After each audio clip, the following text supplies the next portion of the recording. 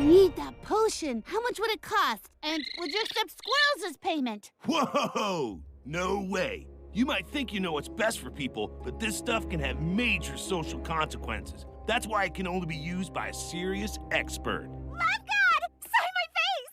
Only if you sign mine, baby. Let's get weird! Hello, everyone, and welcome back to Let's Pull the Trigger on a Podcast. The podcast. That is not right. Damn, that is not right. Hey, everybody, welcome back to Pining for the Falls, the podcast where we believe in love. We believe in the power of love and getting our podcast named right. I believe in you, I believe in me, and I still believe in love. Yeah. I'm Vibrant Zilly, and I am joined, as always, by my good friend, Doc Sea Monster. Hey, Doc, how you doing? Just fine. Aside from the winter happening all at once, I'm fine. Know a little bit about that. What you been up to? Not a lot. Been trying to take more time for myself. Just kind of like to enjoy things. I started watching The Witcher, which I've been meaning to do for like literally a year. Cool. Enjoying the hell out of that. Here it's good. It is good. The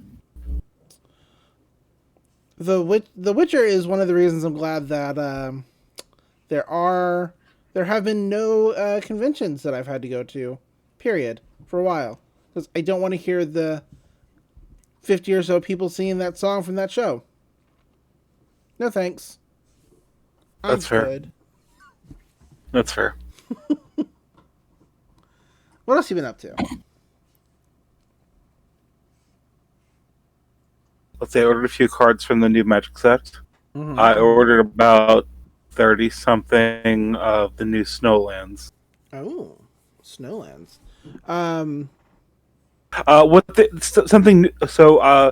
So they brought back snow as a mechanic, like snow-covered stuff. Mm-hmm. And they've got new Snowlands that they come into play tapped, but they have the basic land types on them. So like you can have like they have like a plains island that's snow, right, or a forest swamp that's snow, and they released 10 of them in the new set, and I am putting them into some of my decks because they're just a little bit better than like some of the kind of junk lands that I've been running in a few decks. Fair enough. Yeah.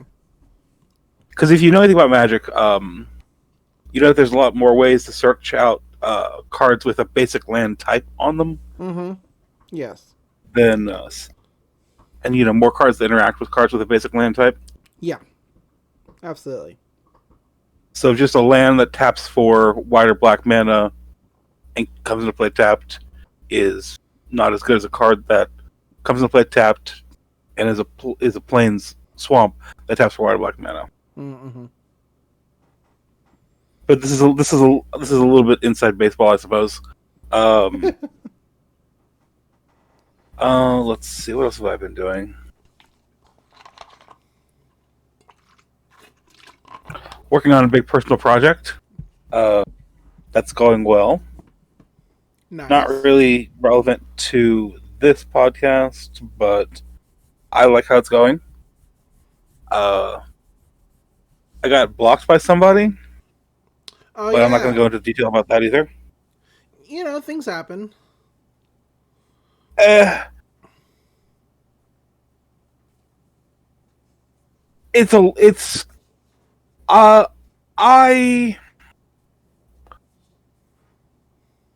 think the thing is I was getting too familiar with jokes. That can happen. Yeah, the reason being the isolation was honestly I think it's I was getting too familiar with the jokes I was making, probably because of the isolation. Yeah, like I was, because like I guess I'd say I'm an extrovert, and I really thrive off of social interaction. Right. Because like in like 2018, 2019, I was doing stuff. I was like being social almost every day. I was going out every night for like board game night, D&D, and on, you know, going to movies with friends, going to lunch with friends. I was just I was just being very social for the past 2 years. Right, of course. More so than I've had been in the past. In fact, in 2019, I even had to like start doing less days out, just for my own well-being. Right. Because like I was like tired, exhausting myself by just doing too much stuff, and to go from all of the socializing to none of the socializing, it's been bad. I know it's been bad for everyone, but like, it keeps being bad for me in ways that I keep finding. Right. No, I get you. So like I was getting kind of fixated on the fact that like a lot of people got into VTubers. Right. Like that was very popular last year, but I never really got into that. Still What I was more focused on was just like more conversational type YouTube people. Right. Right. Because if I need to hear a human voice at 3 a.m., I can't call what my best friend on the phone, but I can play a YouTube video. Right, of course. I feel you. So yeah. So I was getting a little fixated on a few people. So I am intentionally watching less of that and more narrative fiction as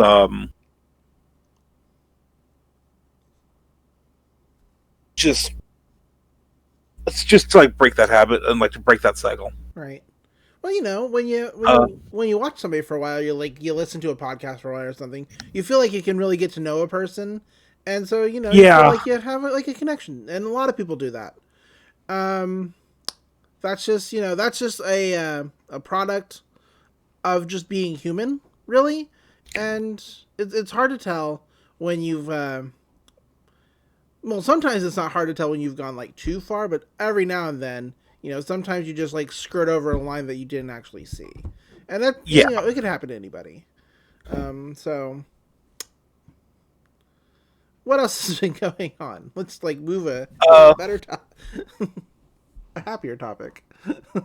Looking forward to the anime adaptation of some manga I like. There's this whole arc where a ragtag bunch of misfits go and fuck up Galt's Gulch. That's going to be really fun to watch. Go fuck up what? Galt's Gulch. God's Gulch? How familiar are you with Ayn Rand? Not at all. Okay, so this reference will fly over your head. Oh, okay. But basically it's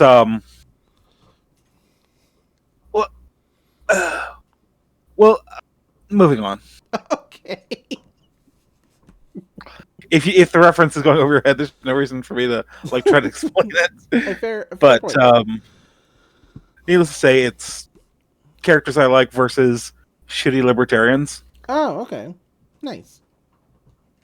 So you could have that's just gonna be said fun libertarians and I would have gotten it. Yeah. There's no such thing as a good libertarian.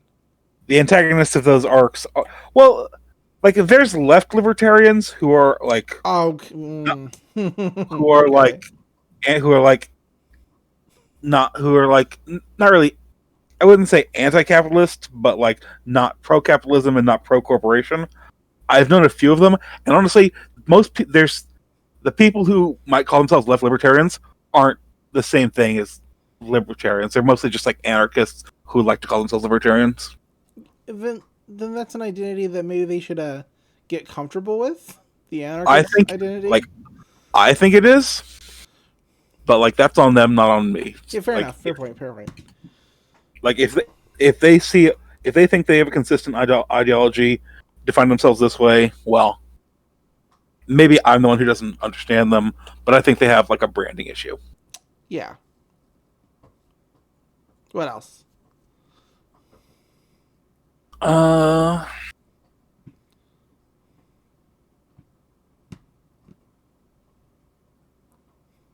Godzilla vs. Kong trailers are out. That's going to be coming to theaters in a few weeks. Or HBO Max. I don't have HBO Max, Oh. and I am going to risk going to the theater just for that. and nobody can stop me. Maybe you could pirate it. No, Well, I tried. I'm going to the theater. Okay. I can't. Actually, no. I can go to Godzilla vs. Kong by then, because by then I will have had my second COVID shot, Oh, so there I will you be go. fine. Yeah. I'd still wear a mask. So I will be fucking fine. I'm going to fucking see Godzilla on the big screen, and nobody can fucking stop me. I mean, you will have your vaccine, so by all means. Yeah, because it comes out like March 15th, right? Something I don't know. Let me see. I saw them give him an axe of some kind, and I was like, that's some bullshit. That's some bullshit to make your big monkey win. March 31st. Yeah. Okay, so because you get the COVID shot. 4 weeks later, you take your second shot. 2 weeks after that, you get and you need 2 weeks to build up antibodies. But after that, you're good. Oh, cool. Supposedly, it's gonna vary from person to person, and new strains of the virus and whatever. But after that point, you should be more or less in the clear. So I'm gonna show up to the movie theater on March 31st wearing a mask, and I'm gonna watch my fucking lizard movie. There you go. There you go. Yeah, I'm not happy about that axe. It just feels like an ass pull. Well, it's not just an axe; it's a fin from Godzilla. It's an ass pull. I agree. I am not in the pro monkey camp. I've never been in the pro monkey camp. I am low key scaly, but Godzilla is one of my favorite fictional characters and has been since I was 5 or 7. Mm-hmm.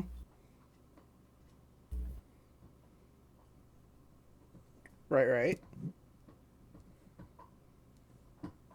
But anyway, yeah. Cool. How about you? What's going on with you? Well, when I'm not messing up the name of the podcast I'm on, I'm working or watching wrestling because, I enjoy that. I enjoy that a lot. Also, I've been watching the Slime anime, the second season. I know what's going to happen. I read the manga. I feel like if this anime isn't careful, they're going to get into light novel territory, which might just be their goal. Because where they're at in the story is not too far removed from where they are in the manga. So, with a normal anime like One Piece, which is also, by the way, probably catching up to its manga pretty fast. But with an anime like One Piece, that's when they start adding in filler. Which nobody enjoys filler. I can't think of a single person I know that's like, the best part of an anime is the filler. No, that Slime is weirdly paced. It's kind of paced more like the light novels, isn't it? I haven't read the light novel, but I can only imagine. It doesn't feel paced like a manga. Yeah, fair like enough. A manga adaptation. Yeah. I don't know if they're deliberately skewing closer to the anime than the manga, or to the light novel than the manga, but it's paced in a weird way. If you watch the show, you know what I mean. It's really fast. I mean, its pacing is better than God of High School. I'm so disappointed by the pacing of God of High School. Still, to this day. And I hyped that show up so much, and then all of a sudden, oof. Just let me down. I'll still hopefully get the second season with better pacing, but and I'll watch it. But yeah. But yeah, that time I got reincarnated as slime does have this really weird fast pace, that I feel like you could notice even if you didn't read the manga. But when you've read the manga, it's like, wow, we are just we're cruising along here. Because in my opinion, they maybe should have ended at the orc disaster. I think that's where the first season should have ended, giving it more padding to do that.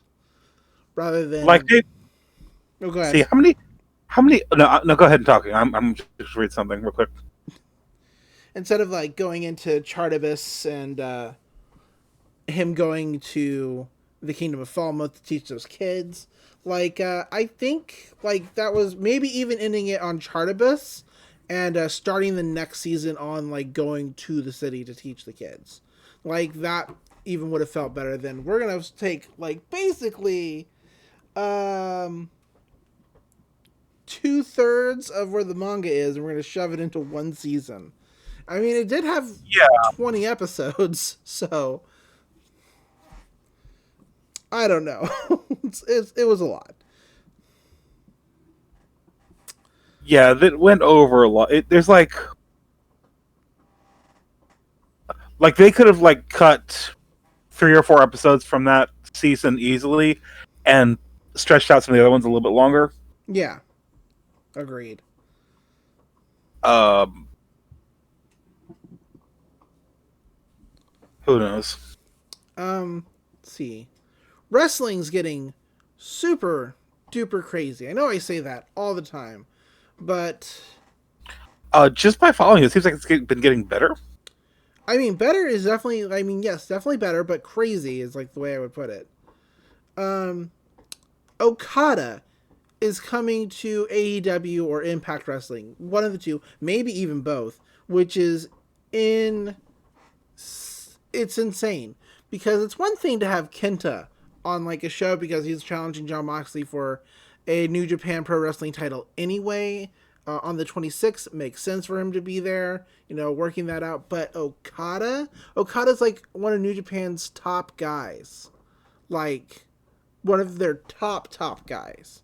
And he's got no reason. He's got no titles to defend. He's got nobody over in the stateside who has a New Japan title that he can take. So it's just like he's just showing up to wrestle. And that is crazy. Like, we could have Kenny Omega versus Kazuchi Okada 5 because they've already wrestled 4 times. And the last time they did it, they had a 75-minute match. Wow. Which, like, I was talking with somebody and they didn't realize like how long wrestling matches can go on for because they watch boxing sometimes and they're like, oh yeah, boxing matches, they can last for like 20, 30, 40 minutes, but they have like breaks, in between rounds, like a time to like sit and like catch their breath. That's not what wrestlers do. Wrestlers don't get a break. I mean, you might have a time in a match where both people are down on the mat and slowly getting to their feet, and I guess that could count as a break, but that is not like sitting in the corner for a few minutes, gathering your wits about you. So yeah, I think I shared a GIF from that 75-minute match. There's just a point where Okada tries to hit the Rainmaker, and he can't even hit the Rainmaker because Kenny can't stand for it. He's so tired, and he goes for it, and he just falls over himself. Like, it's in the amount of physicality that those two are willing to put into a match against each other is crazy. I believe that's Kenny Omega's 7-star match. Like, there's only one 7-star match in the history of pro wrestling, and it belongs to Kenny Omega and Kazuchi Okada. So it's crazy that Okada's coming. Also, Finjuice is going to be on Impact this Tuesday. They're a big New Japan tag team, which they don't have a reason to be there either. Like, Impact doesn't have a lot of tag teams. Currently they have Decay, which is a intergender team, so not a lot of people are wrestling them anyway. They have Triple XL. They have the Good Brothers. And sort of Motor City Machine Guns, except for Alex Shelley is out until he can get a COVID vaccine because he has a regular day job that's like, hey, you can't be going out and doing stuff until you get a vaccine because, then we'll have to fire you. So, and he cares a lot for his job, and Impact is like cool with him like staying out. So right now, the team that his partner Chris Sabian is in is with James Storm of Beer Money, which was an old. That's not a tag team that exists anymore. It's just like if you're listening to this, and you know anything about wrestling, you know who Beer Money is. So, there. Beer Money does not exist anymore, and that's all the tag teams. They don't have a big tag division. They're mostly singles guys, which is fine. They have a good singles division, and a good women's division. Like they also need more women tag teams because I think they have like 2. And they have tag titles for their women's division that they just reintroduced, and they don't have hardly any women's tag teams. And one of those tag teams might be breaking up after the Saturday, so I don't know. I don't know. I guess they technically have 3 if you count Deonna Purrazzo and Kimberly as sort of a unit.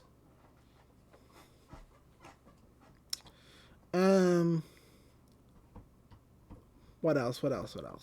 Last week we had a crazy match with Kenta, who was he teamed up with Kenny Omega to take on Jon Moxley and Lance Archer in a no disqualification Falls Count Anywheres match, which I've never seen a potato used as a weapon, but I have now. Potats. They're apparently very dangerous. Lance Archer picked up a box of them and threw them at Kenta. And then Jon Moxley picked up a single potato to beat Kenny Omega in the face. Why? Silly. Also, I gotta say, power bombs on non-gig tables gotta hurt. They were slamming each other on like those steel prep tables you use in kitchens because they went into a kitchen. Like that's like you can cushion that fall, of course. Like they're professionals, but it's still gotta hurt. Because when you get tossed to a table in wrestling, it's gigged. It's meant to fall apart. It's gimmicked, I think is the word. Yeah, gigged. Gigged, okay. Yeah, gimmick. Yeah, it's a gimmick table. It's got like cuts in areas so that it breaks easier. Still not comfy to go through, but you're not like it's not as devastating as it looks. So you can't really gig a steel table. I mean, you can, but those steel prep tables are pretty expensive. So you'd need like an entire fucking prop table. Like you can't just like saw out an inch from its thickness. Right, exactly. Not if you're trying to hide it from the camera. Right. So, crazy match. Like, I made a meme. I don't make a lot of memes. I especially don't make a lot of SpongeBob memes. But I made a SpongeBob meme about like what's going on in wrestling. Yeah. Because there's only one company not working with other companies right now. And it's WWE. Because they feel like if they're going to work with a company, it's got to benefit them first and foremost. Which, that's not how working relationships work. You know, there's give and take. I understand wanting to get a benefit from it. The benefit is you're working with another company and bringing more people to your brand. That's the main benefit. You know? Yeah. But so, like, even Pro Wrestling Noah, which is not a company I've ever watched. Like, I know about them, but I never know when they're doing anything because I believe they're over in China or Japan. They're over that way somewhere. I think. They are in a foreign country that you do not know much about. Right. I mean, I think they could be in this country. I don't know. I don't know a lot about Pro Wrestling Noah. But even there are rumors that their champion is going to defend his Pro Wrestling Noah title on Impact. Which, why? I mean, I'm glad about it, but because I want to see companies working together. But it's just like, why are all these companies suddenly coming together? I think it's the coolest thing. It's just like, why has this not happened in so long? I mean, I know why, but at the same time, it's like I can't handle it. It's too much. In a good way. Oh yeah, certainly. Also, Sammy Guevara is in trouble again.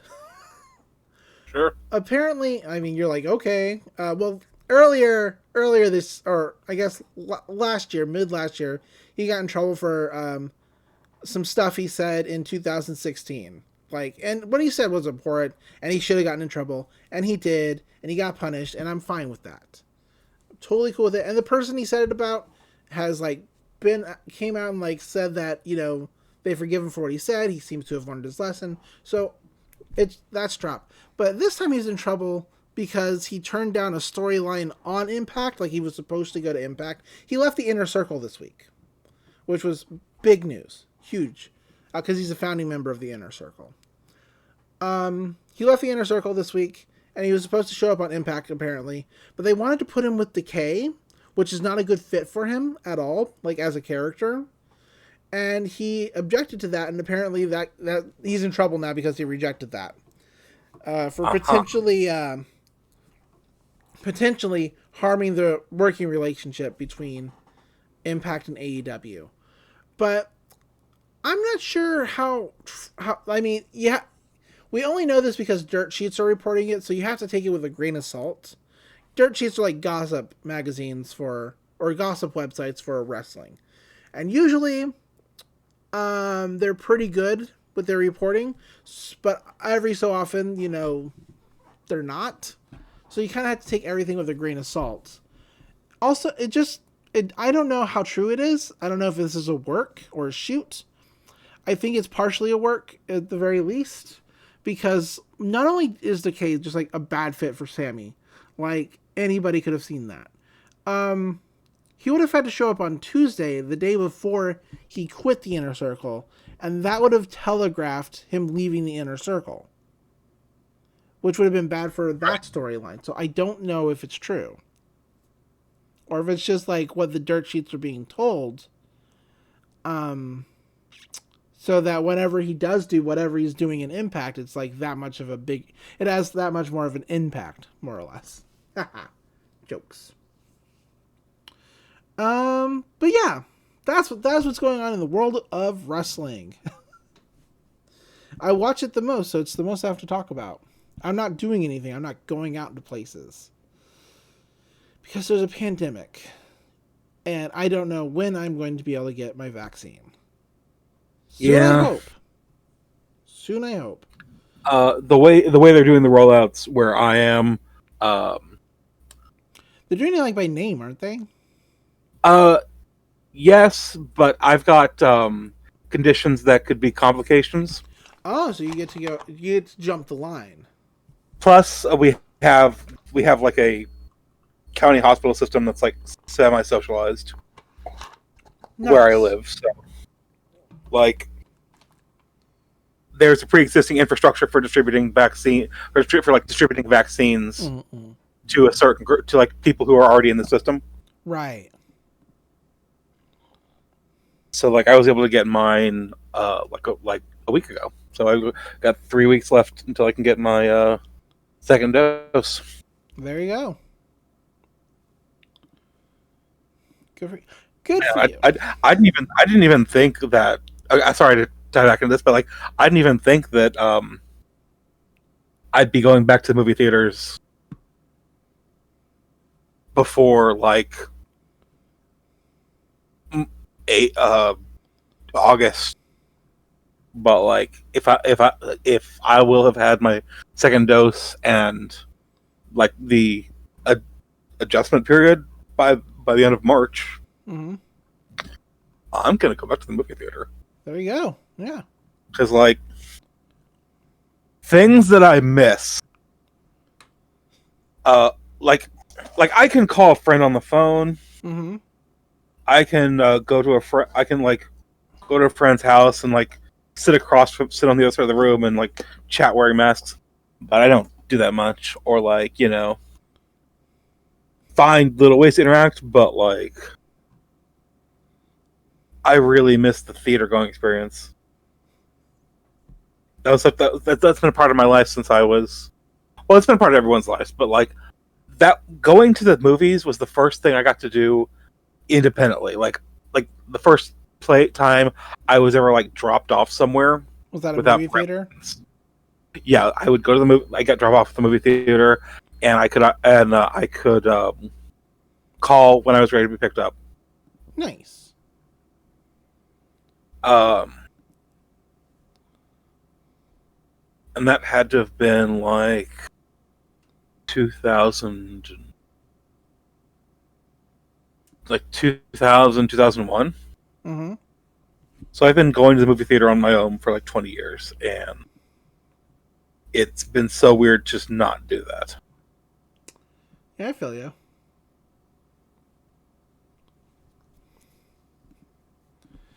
I just remember something else that's happening in wrestling, but we're gonna move on. I'm not gonna bore you with more wrestling. So. Oh, My Hero Academia season 5 announced. Oh yeah, I saw that. I retweeted that. I commented on that. You did. If I have to think of where they're gonna take the story currently, I mean, I know what they're starting with, so y'all are gonna get like people who don't read the manga are getting like a big reveal within like the first couple of episodes, like with at least the first 5 or 6 episodes. I think you're gonna get something real big, real huge. Yeah, because like they usually do 2 large arcs and like a couple of like one small arc per season. Right. Well, they're starting with kind of a small arc, but it's got a big thing in it. Yeah, so I have read ahead. I did read ahead in the manga at the end of last season. Okay, so you know what's happening. All right. Yeah, I know what things are happening through like the next 2 tentpole arcs and next 2 or 3 mini arcs. So we're probably getting the next 2 tentpole arcs, and then a couple of like maybe 1 or 2 of the smaller ones. Yeah. Which I'm looking forward to all of. Mm-hmm. Yeah, I was trying not to spoil anything because I read the manga every time there's a new chapter. Yeah. So, because I can't wait. I'm bad at that. Oh, go ahead. I am probably going to catch back up to the manga when I finish this season. Just to kind of give myself a little booster shot of content after, so I don't come down, so I don't crash too hard. Right. But yeah, looking forward to that. Cool. Start watching Slime season 2 soon. Oh, Start watching Slime season 2 soon. Yeah, things are going to get crazy. Oh, I rewatched Epithet Erased. Have you seen Epithet Erased? No. You really should. It's 7 episodes long. They're all on YouTube. It's very good cartoon. Okay then. Do you want to talk about Gravity Falls? I would love to. All right. Well, not so much this week, but I'll go for it. Oh, okay. Not your favorite episode? Honestly, I think this is one of the weakest episodes of the series. Fair enough. I think this episode has like my favorite gag from the entire show. Okay, it does. Is it the big one? It's the balloon. It's definitely the balloon. That definitely is one of the best like extended gags in the series, where it's like a whole sequence of events. But like but that's like the B plot. The A plot is no bueno. Fair enough. I like the B plot is good.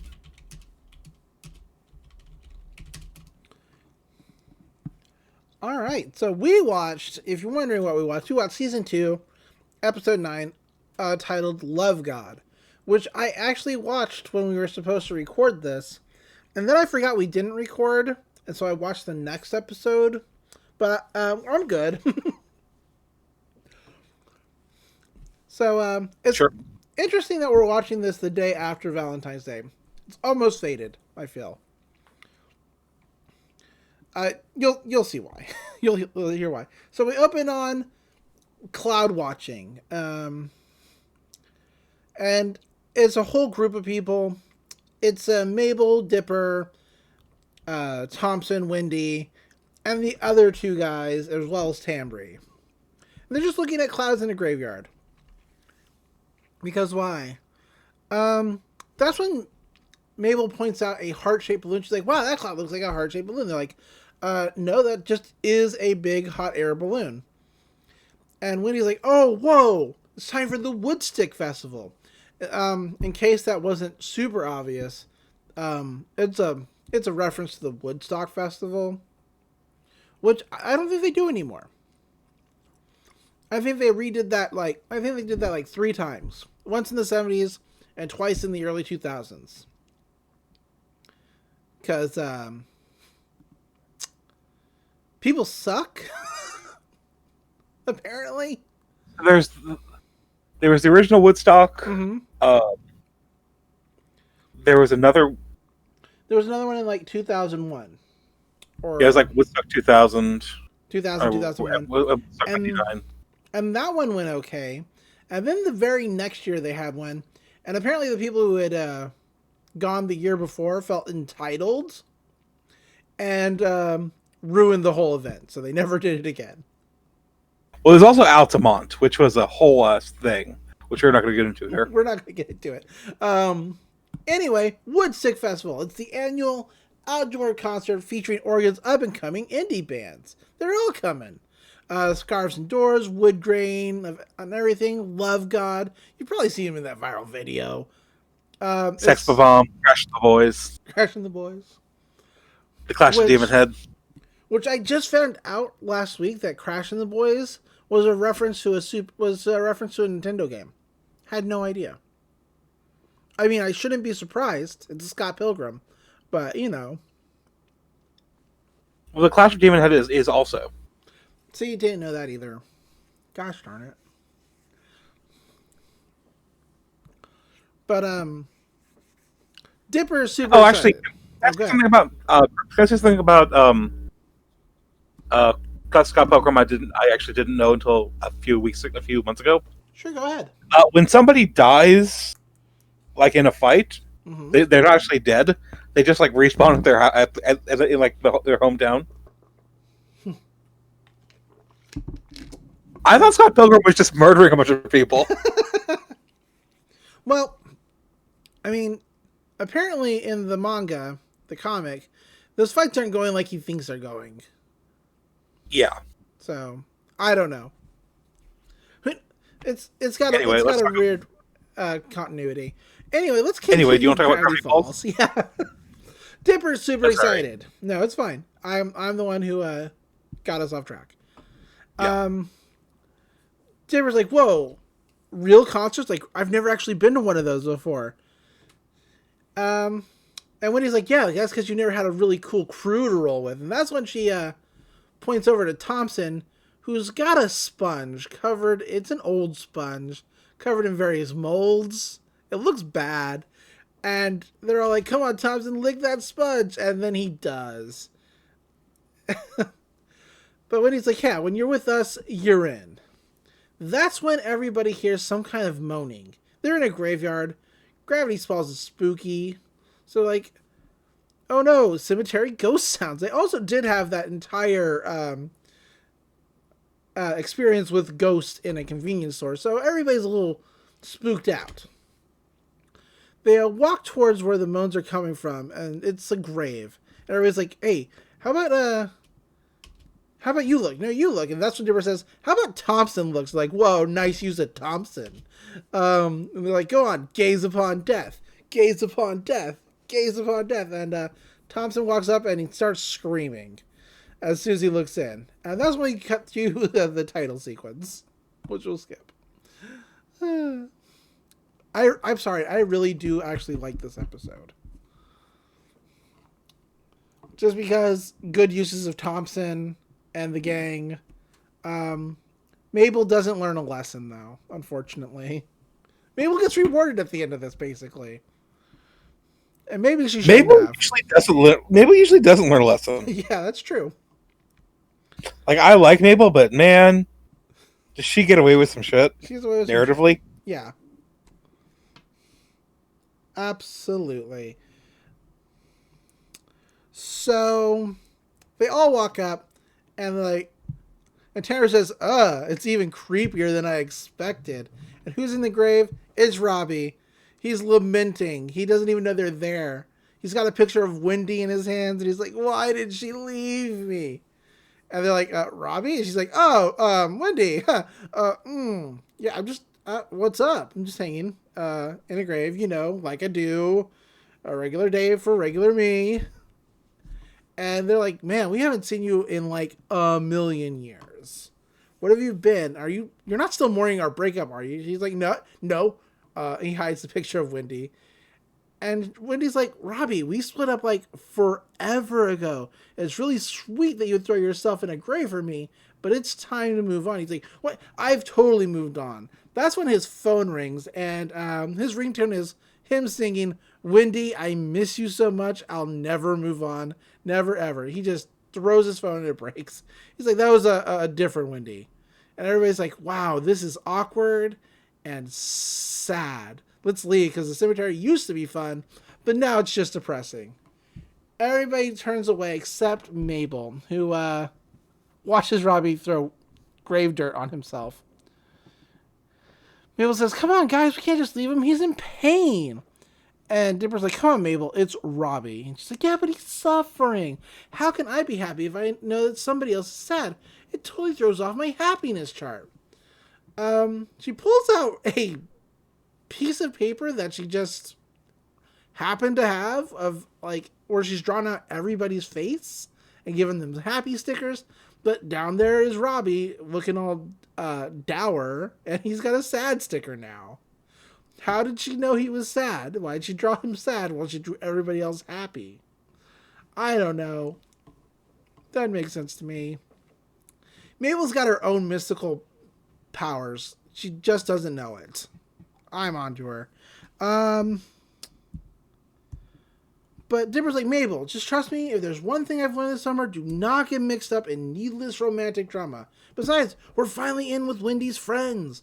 With Robby gone, there's a good social balance, Maybe we should just let a good thing be, And he walks over to the group. Mabel looks back at Robby, who is entertaining a vulture. And he says, just eat me, man. And that's when the vulture attacks him. He's like, no, wait, I wasn't being serious. It's like, on my face. We cut over to the Mystery Shack.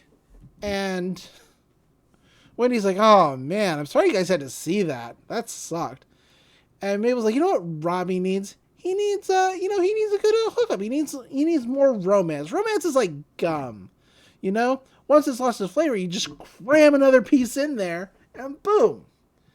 Wendy's like, Mabel, that is not that easy. She's like, it is if you're the world's greatest matchmaker. I've never had an unhappy customer. Like Zeus and Melody.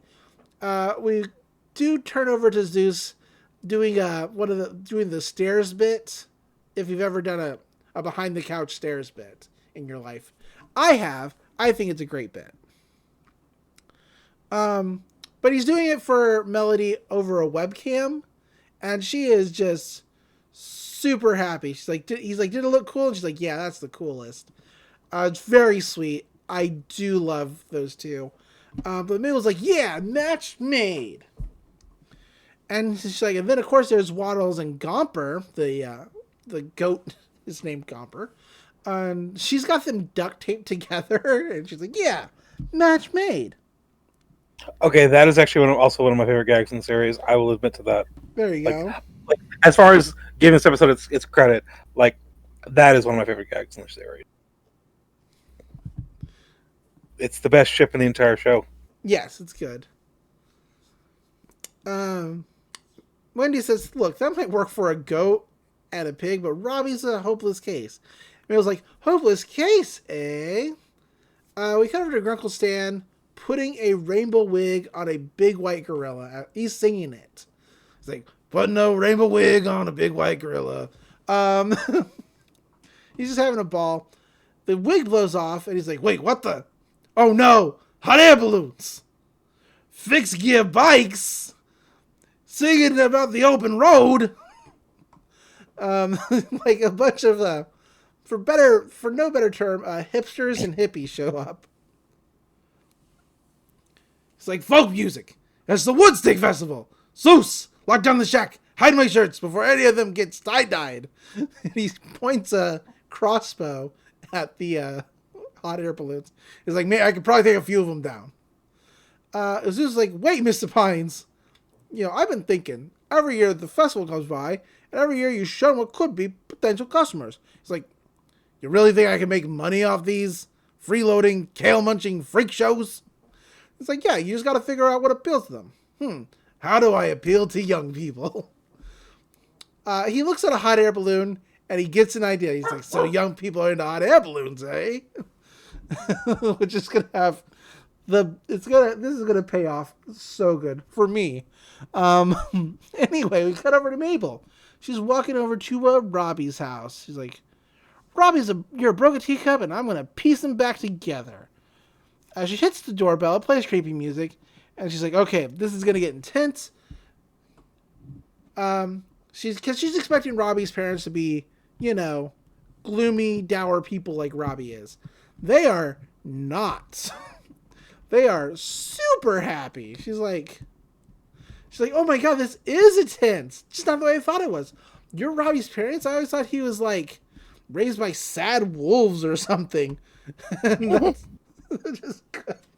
Robby says, well, he doesn't like to talk about us. He says we're too cheerful for funeral directors. But they start laughing. I thought they made we put a fun and funeral joke here, but they did not. It just seems like the obvious joke. I thought they would have gone for it. They offer Mabel crackers, cheese, and spaghetti. And she's like, oh, I don't have any time for that. I'm here to cheer up Robby. Cannot have a dry cracker in my mouth when I'm trying to do that. We find out that Robby's middle name is Stacy because his mother calls him down. She's like, Robby, Stacy Valentino, there's a little girl waiting for you. She hands Mabel the plate of spaghetti. She's like, could you just go take this up to Robby? It's his dinner. And it's got a happy face. It's a happy face spaghetti.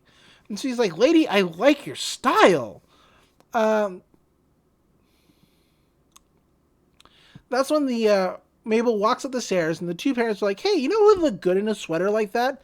Mrs. Grabbleson's remains. It's like they're very cheerful about their job.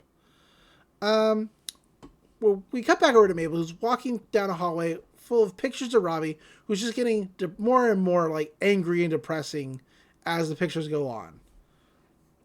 His door is covered in knives and throwing stars, which is interesting. He is, teen angst. Mabel knocks on the door. She's like, Robby, it's Mabel. He's like, who? Remember me? I'm like Girl Dipper. He's like, oh no, go away. She's like, I heard, come in. So she busts into the room, flips on the lights. And Robby says, hey, listen, kid, nobody in the Pines family is welcome here. In case you forgot, your stupid brother is the one who ruined my life. Robby has been throwing knives, darts, and throwing darts at a picture of Dipper on a dartboard next to graffiti that says, die, Dipper, die. It's very serious. And Mabel's like, yeah, he might have ruined your life, but I'm going to be the one to fix it. Listen, Robby, I always used to see you as a creepy jerk. Like a human version of rat poison. Which, fair. And Robby's like, yeah, fine. And she's like, but when I saw you in the cemetery today, I realized Robby's not a bad guy. He's just a heartbroken soul who needs love.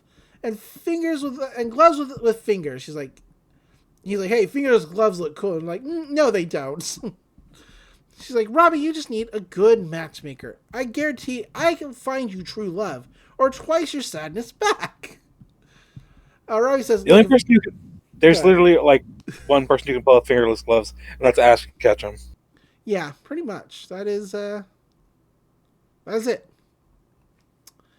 I do like the or twice your sadness back, saying that if it fails, you're going to be even more miserable. But Robby says, huh? I mean, that is how like blind dates and hookups tend to work, isn't it? I mean, I don't know about hookups, but certainly like rebound love. Yeah. But Robby says, if I say yes, will you leave my room?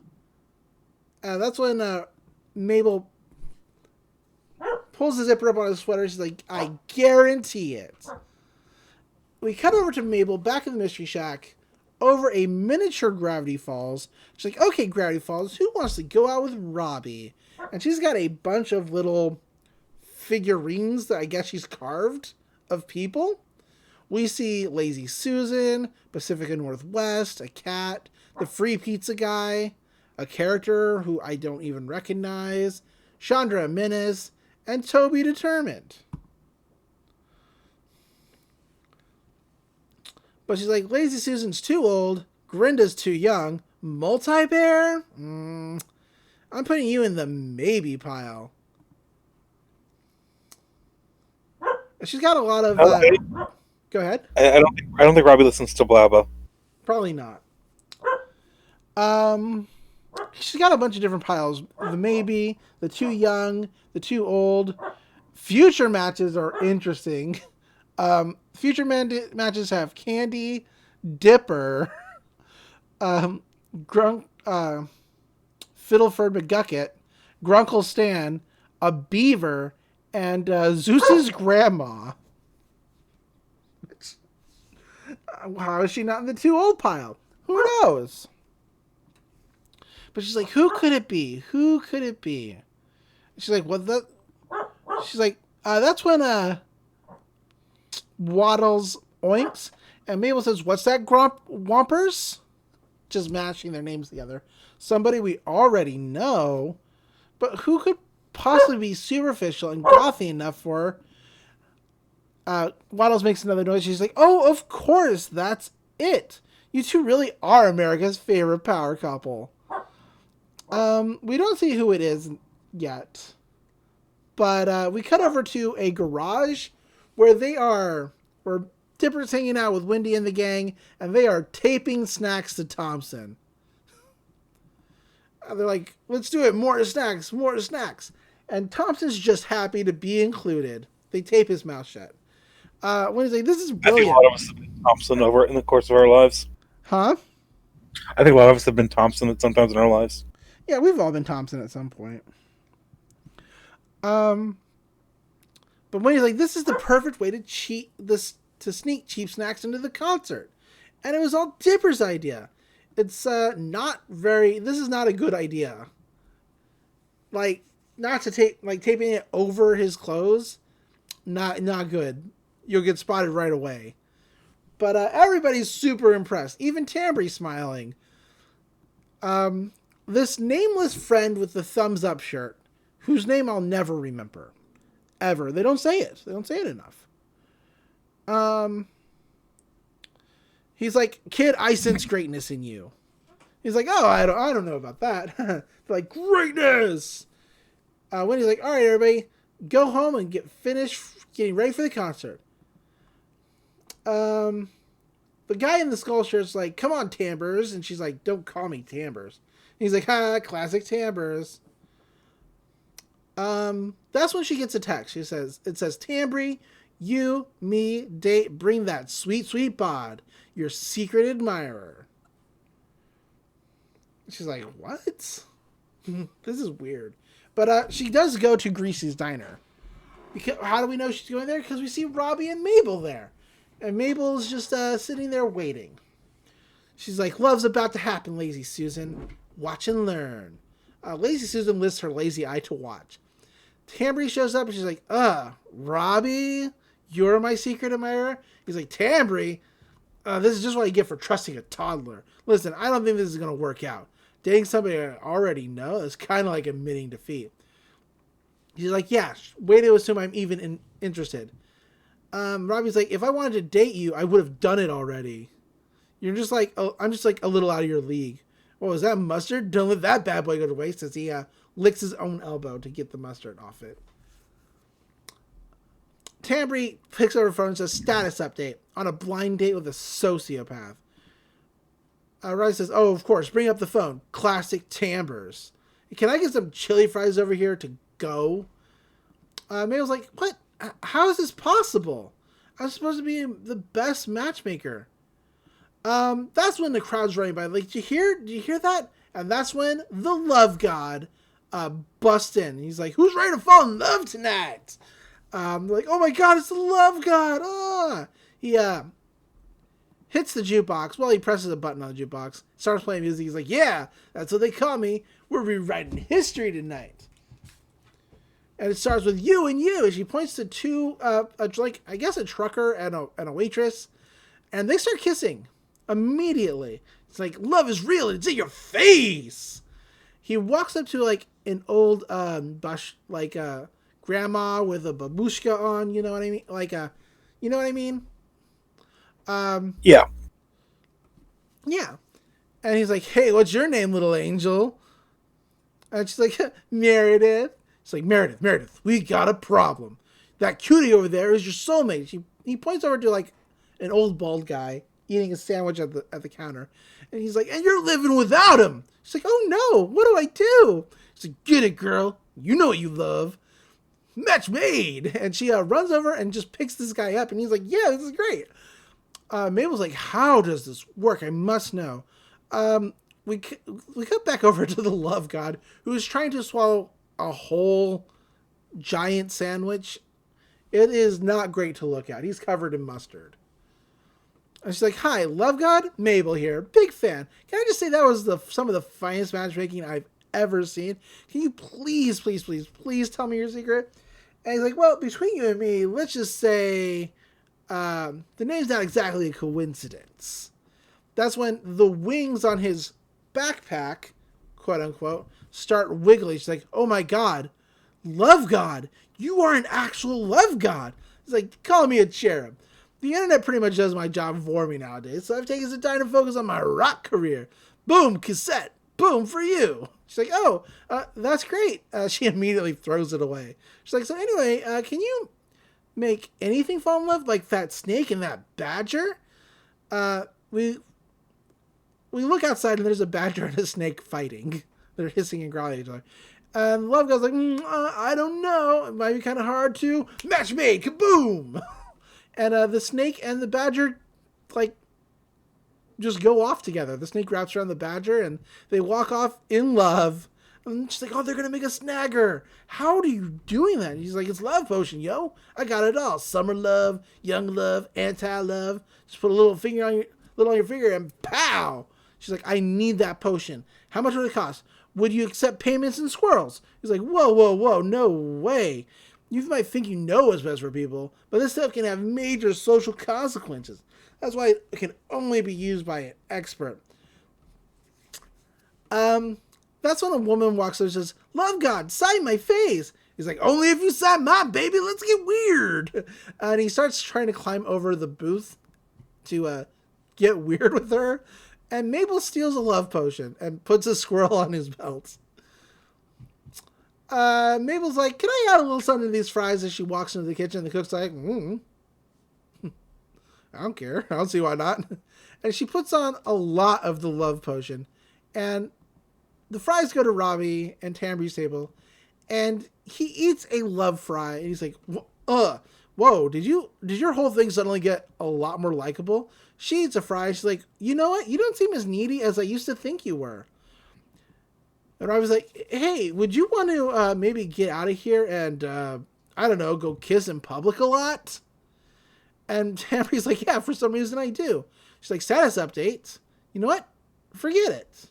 Maybe I should stare at something other than my phone for a while." And she leaves her phone on the diner table. Mabel is super happy with herself. We cut over to the garage. Everybody's like in their woodstick gear, which is incredible. It's all great. I love it. She's like, "All right, who's ready to go to woodstick?" Everybody's like, "Yeah, woo!" Thompson's like, "I brought this baggie of trail mix and safety whistles in case we get separated." Dipper makes a coughing sound of some kind, and they're like, "Whoa, this kid's a champion." He's making fun of Thompson. Everybody makes fun of Thompson. And I really wish I knew what their names were, because the guy who normally wears the skull tank or skull t-shirt is like We can't leave without Tambry, though. I don't think that one of them has a name. I know that one of them is named Lee. So maybe they're just both Lee. We have Lee 1 and Lee 2. Lee and Lear. Lee and Lear. Anyway, Mabel walks in and says, sorry guys, but Tambry's a little busy at the moment. Wink, wink. And they're like, what does that mean? Why are you winking? Let's just say she and Robby took a trip to Smoochville, and now everybody's happy. This guy, whose name I don't know, is like, wait. Robby and Tambry? Ugh, this can't be happening. And Mabel's like, wait, what now? He's like, he knew I liked her. How could he do this? That's when the other Lee, the tall blonde one, leans over and says, whoa, hold it. You like Tambry? But you told Robby, but not me? And he's like, yeah, you always make fun of my crushes. And it's like, that's what we do, genius. Wendy is also not happy. She's like, this is so like Tambry to do this. Date my ex behind my back. I want to tear out her highlights. Dipper's like, guys, calm down. We're going to be late to the concert. And they're like, newsflash, kid. I'm not going to the concert. Not with other Lee here. And other Lee's like, yeah, I'm not going either. And Lenny's like, yeah, I'm not going as well. Tom's like, wait, this group is all I have. Don't make me go back to having no friends. Guys. Mabel's like, match made? And all the stickers fall off her happy chart. Thompson's trying to get everybody not to leave. The really angry Lee punches the mailbox and hurts himself. And Thompson's like, what did you do? I let these guys pick on me for years to keep this group together. And now they've totally fallen apart. And Dipper's like, oh, but we had just started finally hanging out. I was one of the gang. He's like, yeah, well, unless you can break up Robby and Tambry immediately, there is no gang. And I have no more friends. And neither do you. I'm going to eat this. It's a chip that was taped to him. Dipper's like, Mabel, what did you do? What did I say about taking out Robby's personal life? She's like, I know. I just wanted to be a good matchmaker. I never should have gotten a love potion from the love god. And Dipper's like, wait, love potion? If you did a spell, then can't you, like, undo it? She's like, oh, yeah. Pause. Okay, pausing. Unpause. So, Mabel's like, yeah, I can undo the spell. And then everybody will be friends again. This is great. This is perfect. But I'm going to need your help, Dipper. Also, you are not pulling off that V-neck. He's like, I know. She's like, burn it! We came over to the Woodstick Festival. It is got everything you would expect a music festival to have. Hippies, guys dressed as Uncle Sam on stilts. You know, we've all been to a music festival. We cut over to Gruggle's. He's like, balloon faster, Zeus. We need this thing up in the air before the festival ends. He's like, are you sure that open flame should be next to all this flammable stuff in that cloth? And he's like, yeah, I'm sure about everything. Now lube up the engine gears with more kerosene. More kerosene.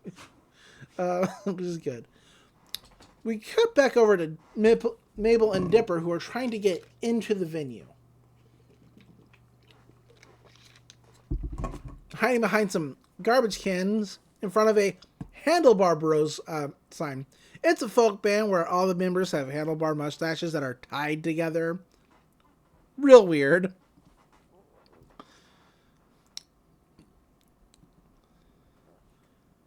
We see Thompson pulling everybody to the concert. He's like, come on, the tickets were $100. I sold my watch. You gotta come to the concert. And Wendy's like, oh, do I have to look at that? No thanks. We see Robby and Tambry walking arm in arm. And Dipper's like, oh, they're doing the couple hug walk in public. Guys, you're in public. Ew, people can see you.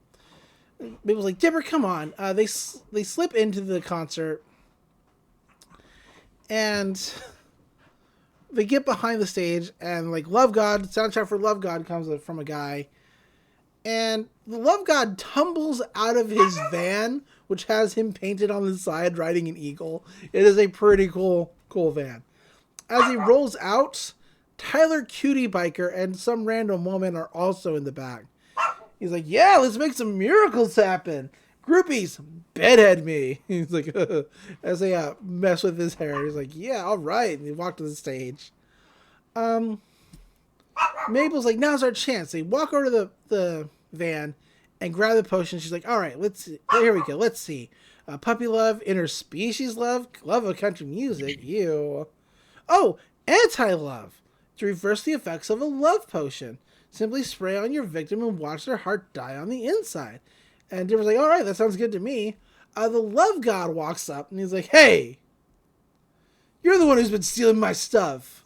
I am not loving this. He's like, I'm sorry, but I made a mistake and I have to fix it.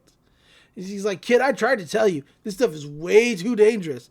On my oath as a god, I cannot let you... Hey, where'd you just go? They're running away. She's like, I'm sorry, love god, but it's for the good of my friends.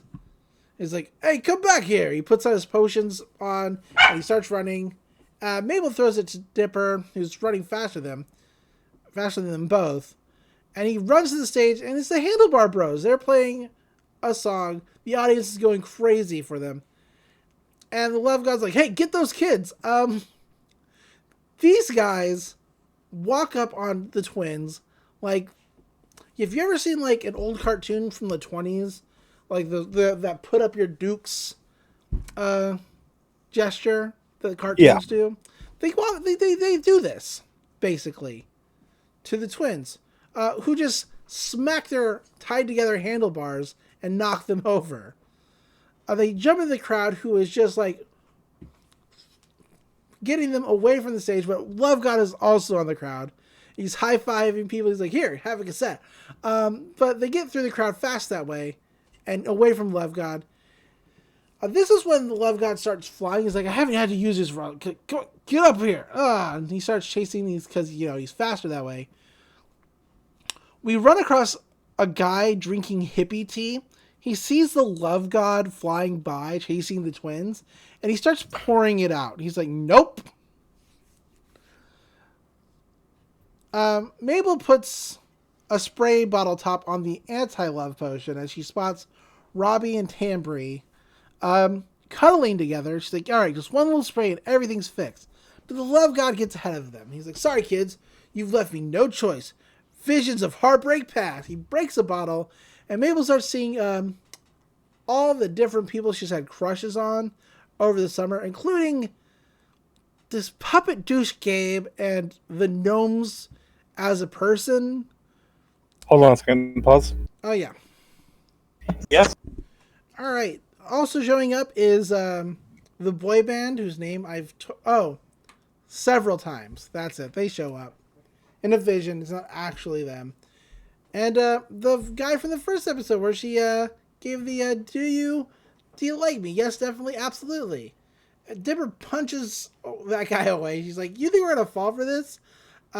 Mabel's falling for this. She's like, oh, guy from the $10 bill, as he walks up. I forgot I had a crush on you. He's like, dang it, Mabel, they're not real. I'm like, just give us the bottle, Mabel. She's like, Mabel, do not do that. We cut back over to Zeus and Grunkle Stan. Zeus is just finishing up the balloon. He's like, Grunkle's like, yes, perfect. It's gonna look great. They're gonna, all the youths are gonna come to the Mystery Shack. It says, I heart kids. It's perfect. All right, let her rip. And Zeus says, oh no, a letter rip. What, the H? As the H falls off this balloon. And an R. We cut over to a crowd on a hill, enjoying the festivities, when a looming shadow comes over them. And what could it be but a very ugly Grunkle Stan hot air balloon? And the sign, instead of reading, I heart kids, it now reads, I eat kids. And everybody starts screaming, like, I eat kids, but we're kids. Another guy says, it's heaven's punishment for our terrible taste in everything. This thing catches fire because it's covered in kerosene, and everything just looks way more horrible now. There's a mother and her young son on a blanket, and the young son says, Mommy, is that head going to eat us? And she says, yes, Charlie, yes, he will, as it comes crashing towards them. I don't know why they didn't move. We cut away from the impending death, and Mabel is handing over the potion of anti-love to one of the vision of Mermando. It's an illusion. And they was like, Mabel, it's a trick. Do not give him the... And she does. And he throws it over to the love god. And she's like, what? Oh no, curse my oversized heart as all the visions disappear.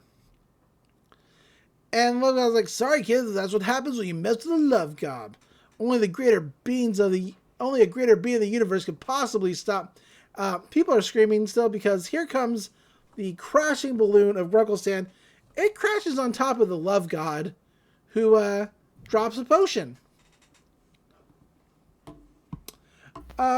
We cut to the fire department putting out the burning balloon, and Robby's parents coming to Woodstick, and the father says, "Oh no, I hope someone didn't die." And his mother says, "Yes, that would be awful," and they both start laughing. Grunkle is not walking through Woodstick. He's like, I don't know what people are so upset about. In my day, zeppelins fell from the sky like raindrops. This is when one of the youths run up on him and goes, "It's him, the horrible old man from the sky!" And everybody runs away. He's like, You know what? Being loved by the youth is overrated. Being feared, now that's priceless. Dipper and Mabel are looking over the remains of the balloon like, love god, are you still alive? Please be immortal. And he comes crawling out. He's like, dude, I am so over this. That's when the announcer says, love god to the stage. Love god to the stage. He's like, look kid, take it, okay? Spray everyone for all I care. You want to mess with people's lives? You want to play God? Do it, because I'm sick of it. Medic, I need onion rings. As he runs away.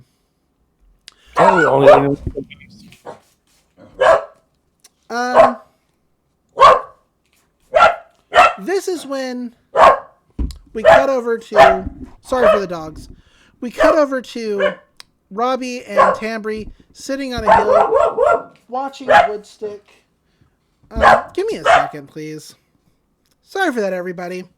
So, Mabel and Dipper come across Tambry and Robby sitting on a hill, cuddling close. And Dipper's like, okay, Mabel, now's our chance. They break up and the whole friend group gets back together. Mabel aims a squirt bottle and she's trying to fire.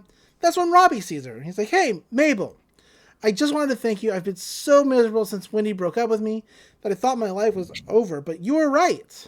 I just needed to move on. Tambry is very happy too. He's like, I'm happy? Weird, huh? Tambry says, hey, Robby, people are commenting on our pictures. And Robby is just so happy. He's like, Dipper, maybe we shouldn't do this. I mean, every time we played with people's fates, it's only made things worse. And Dipper's like, I hate to admit it, but they are kind of like perfect for each other in a gross kind of way. He's like, but what about our friend group? It's like, well, maybe that'll sort itself out. I mean, there's got to be something that can bring everyone back together. Thompson walks up into the festival holding a cake. He's like, guys, I made a friendship cake, so let's all get over this, okay? He gets hit in the head with a beach ball, drops the cake on the ground. He's like, oh no, my cake. He reaches down for it, and his jacket tears, revealing all the snacks taped to him. That's when security sees him. Like, he's like, hey, food from the outside. Like, oh no. Thompson runs away. Everybody's watching Thompson get chased by security and hit with brooms. And they're like, oh man, this is great. Yeah, go Thompson. Throw the snacks at him. Use the jerky as weapons, Thompson. They're all chanting Thompson now as he is dangling from a line, being beat by security.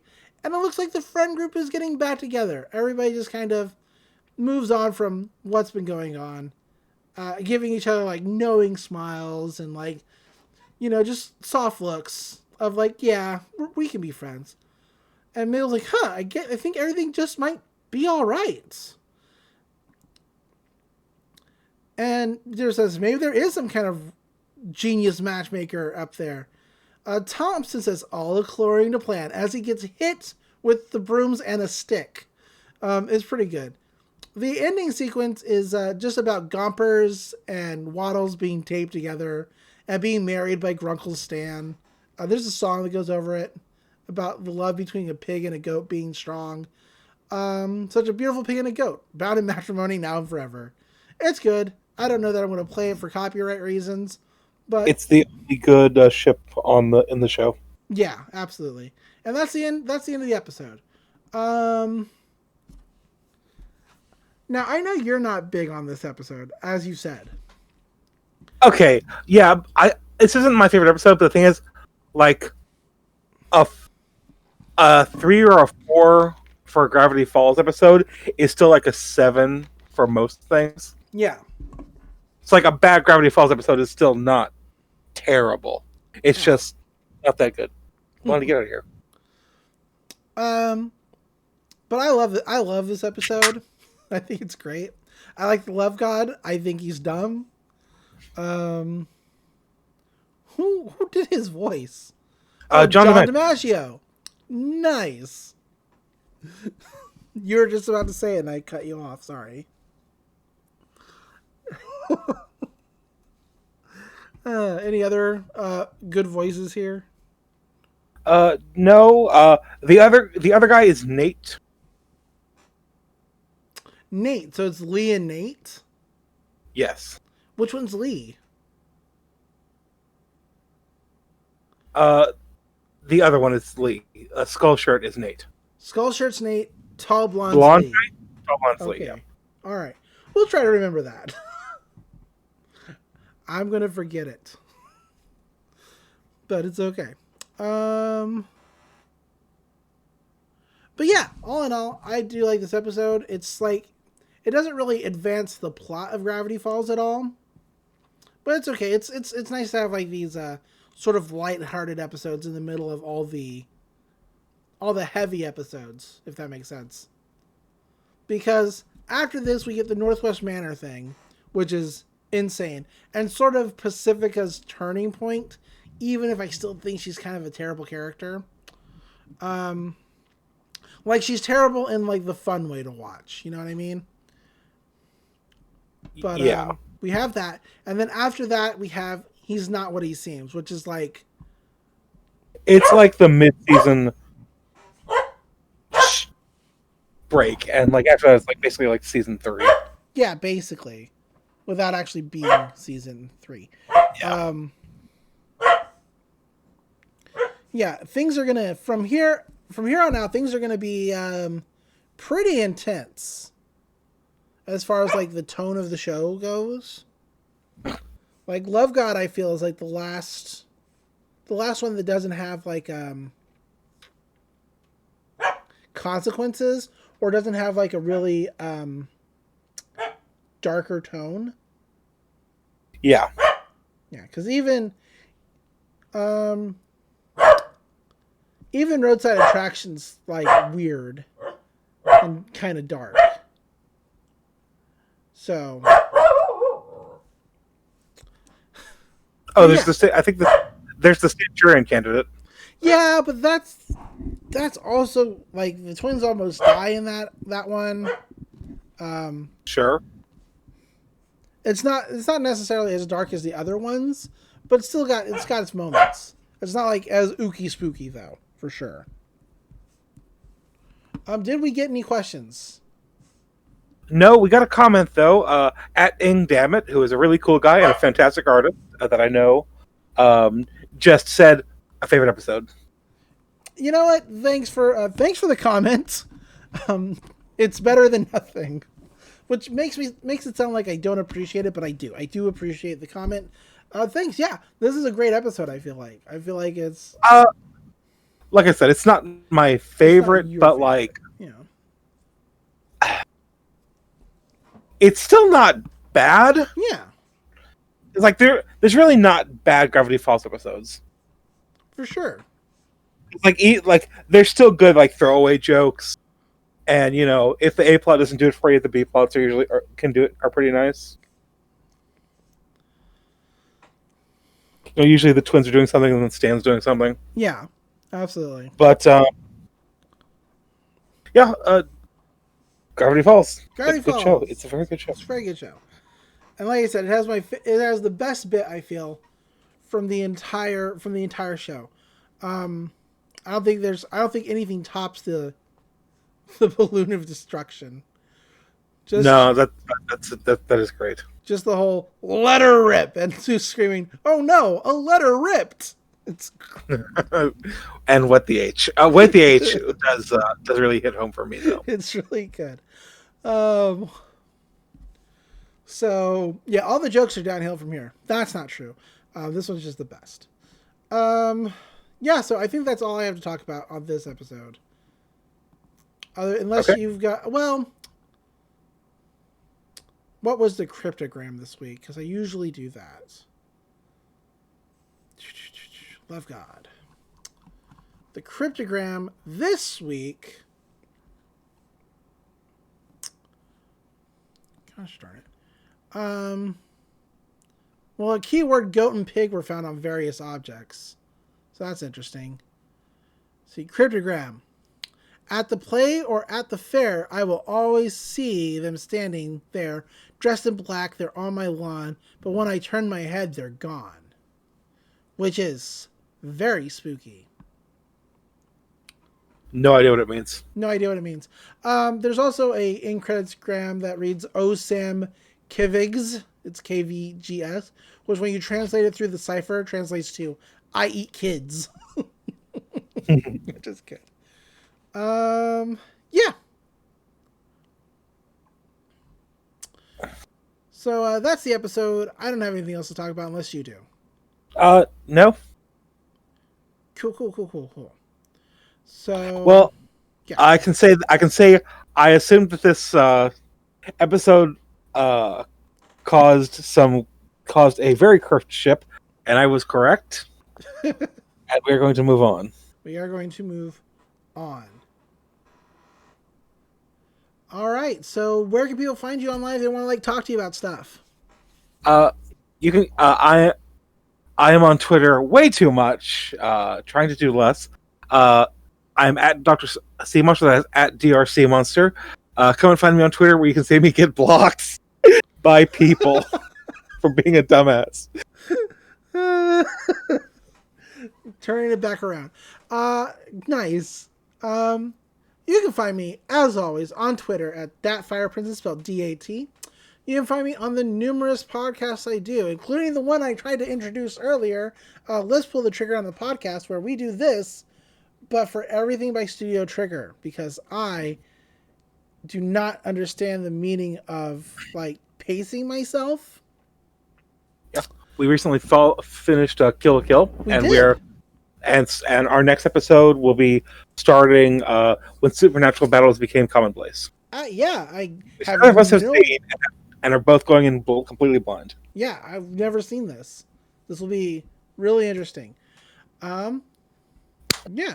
So I guess that's it. And until next time, remember, reality is an illusion. The universe is a hologram. Bye, Gold. Bye. Bye.